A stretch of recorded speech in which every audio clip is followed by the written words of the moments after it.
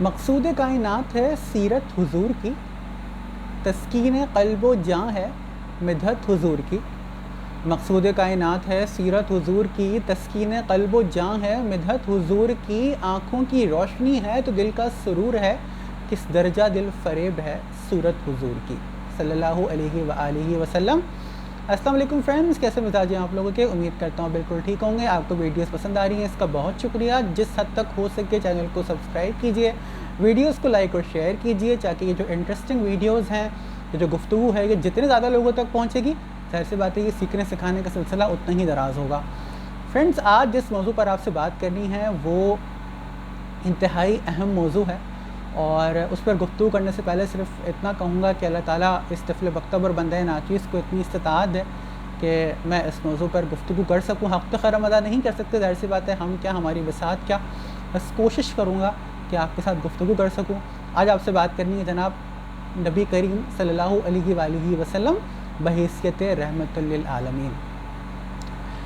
ایک وقت تھا کہ جب عرب میں ہر طرح کی برائیاں عام تھیں، ظلم و بربریت، لڑکیوں کو زندہ دفن کرنا، الغرض کوئی ایسی برائی نہیں تھی، شراب نوشی، جو اس قوم میں عام نہ ہو۔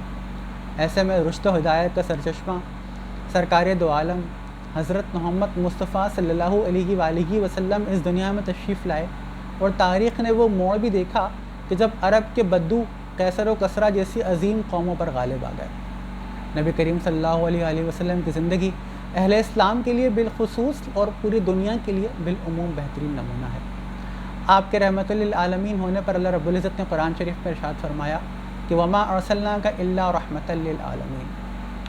آپ صلی اللہ علیہ وآلہ وسلم کو جب 40 سال کی عمر میں نبوت ملی تو 23 سال کے انتہائی قلیل عرصے میں جس طریقے سے آپ نے اسلام پھیلایا، تاریخ اس کی نظیر دینے سے قاصر ہے۔ آپ صلی اللہ علیہ وآلہ وسلم اور ان کے خاندان پر جس طرح کی سختیاں آئیں، تاریخ اس کی مثال بھی نہیں دے سکتی۔ اگر طائف کے واقعے کی بات کریں تو جہاں طائف کے حواریوں نے آپ صلی اللہ علیہ وآلہ وسلم پر ہر طرح کے ظلم کیے، لیکن آپ نے ان کے لیے بد دعا نہ کی، آپ نے ان کے لیے دعا فرمائی۔ آپ وہ عظیم ہستی ہیں جنہوں نے گالیاں کھا کر دعائیں دیں، پتھر کھا کر پھول برسائے، دکھ اٹھا کر راحت پہنچائی، لہو لہان ہو کر سکھ پہنچایا، فتح یاب ہو کر عفو درگزر سے کام لیا، اور خون کے پیاسوں کو معافی کا سرٹیفکیٹ دے کر تاریخ عالم پر رحمت عالم کا نقشہ دوام کر دیا۔ جو نکتہ وروں سے حل نہ ہوا اور فلسفیوں سے کھل نہ سکا، وہ راز ایک کملی والے نے بتلا دیا چند اشاروں میں۔ آپ صلی اللہ علیہ وآلہ وسلم نہ صرف انسانوں بلکہ جانوروں کے لیے بھی رحمت للعالمین تھے۔ آپ کے اخلاق اس قدر اعلیٰ کہ اللہ رب العزت نے قرآن کریم میں ارشاد فرمایا وَإِنَّكَ لَعَلَىٰ خُلُقٍ عَظِيمٍ۔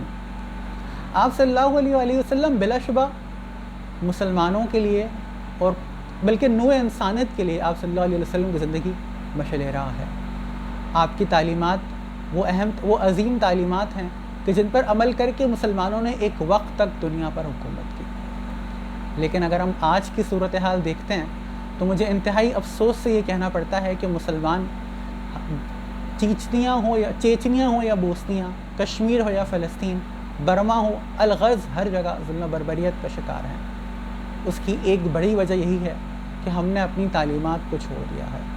ہم نبی کریم صلی اللہ علیہ وآلہ وسلم کی سنت و احادیث پر عمل پیرا ہوتے تو آج بھی مسلمان بلا شبہ غالب ہوتے، لیکن نہ جانے کیوں ہم نے اپنی تعلیمات ہی بھلا دی۔ وہ عظیم ہستی جن کی ہم امتی ہیں، وہ جنہوں نے کوئی کسر نہیں چھوڑی اپنی امت کے لیے دعا کرنے میں، یہاں تک کہ جب آپ صلی اللہ علیہ وآلہ وسلم کا وصال ہوا اس سے پہلے بھی جو ملک الموت ہیں، آپ وہ واحد ہستی ہیں کہ جن سے اجازت لی گئی، تو آپ کو اس وقت بھی امت کا غم ستایا ہوا تھا، لیکن نہ جانے کیوں آج ہم نے اپنی تعلیمات چھوڑ دیں۔ آپ وہ عظیم ہستی ہیں کہ آخرت میں ساری دنیا نفسی نفسی کہے گی، لیکن آپ صلی اللہ علیہ وسلم امتی امتی کہیں گے۔ اتنی محبت تھی آپ کو اپنی امت سے۔ لیکن اگر میں آج کی صورتحال پر طائرانہ نگاہ ڈالوں تو بڑا افسوس ہوتا ہے۔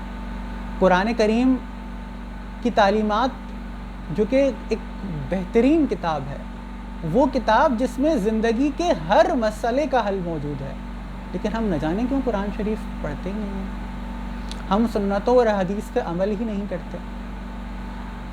ہم اس بات پہ فخر ضرور کرتے ہیں کہ ہم امتی ہیں نبی کریم صلی اللہ علیہ وسلم کے، لیکن ان کی سیرت طیبہ کا مطالعہ ہم سے کیا نہیں جاتا۔ ایک وقت تھا کہ جب مسلمان پوری دنیا پر غالب تھے، لوگ مثالیں دیا کرتے تھے مسلمانوں کی، لیکن آج مسلمان پسپائی کا شکار ہیں، صرف ایک ہی وجہ سے کہ ہم نے تعلیمات چھوڑ دی۔ نبی کریم صلی اللہ علیہ وسلم کی حدیث ہے کہ تمہاری خواہشات جب تک اس دین کے تابع نہ ہو جائیں جو میں لے کر آیا ہوں، اس وقت تک آپ مومن نہیں ہو سکتے، کیونکہ دین اللہ رب العزت نے صلی اللہ علیہ وسلم پر مکمل کر دیا۔ الیوم اکملت لکم دینکم واکممت علیکم نعمتی ورضیت لکم الاسلام دینا۔ اللہ تعالیٰ نے فرما دیا کہ میں نے تمہارے لیے اسلام کو بہترین دین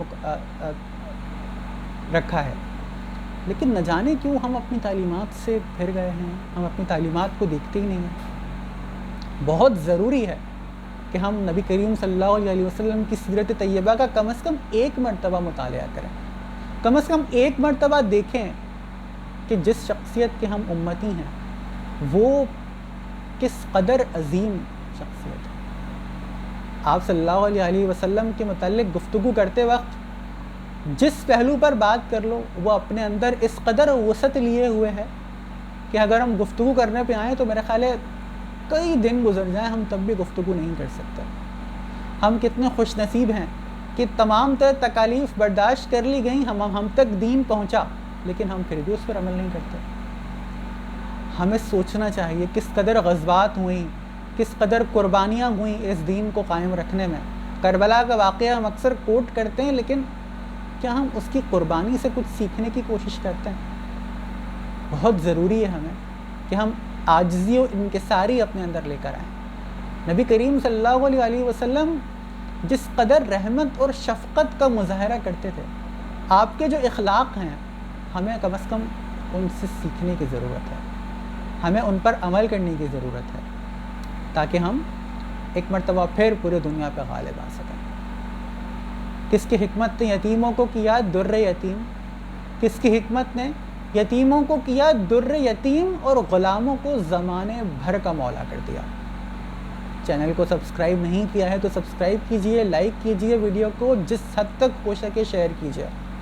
کیا پتہ ہماری اس کاوش سے کوئی ایک کم از کم سیرت النبی صلی اللہ علیہ وسلم کا مطالعہ کر لے۔ اور میں جاتے جاتے یہ گزارش کروں گا آپ سب سے کہ ہم سب کو کم از کم ایک مرتبہ سیرت طیبہ کا مطالعہ لازمی کرنا چاہیے۔